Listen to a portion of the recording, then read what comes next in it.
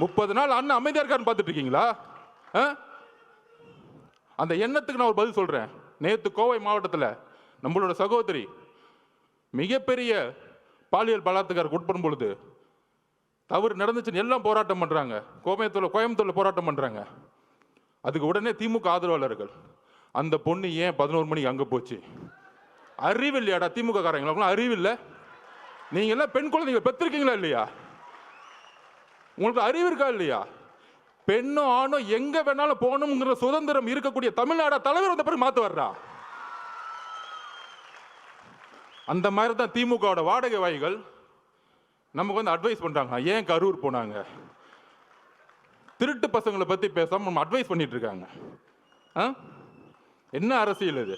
உங்களோட கேவலமான வார்த்தைகளுக்கு பேச தெரியுமானா நீங்க தலைவர் அதுக்கான பயிற்சி எங்களுக்கு கொடுத்ததில்லை. ஞாபகம் வச்சுக்கோங்க. புது அரசியலை உருவாக்க வந்திருக்கும். ஊழல் குடும்பத்தை தூக்கி எறிய வந்திருக்கும். எங்களுக்கு அரசியல் கற்றுக் கொடுக்காதீங்க. ஒட்டுமொத்த குடும்பமும் ஊழலை தவிர இன்னைக்கு எதுவுமே கிடையாது.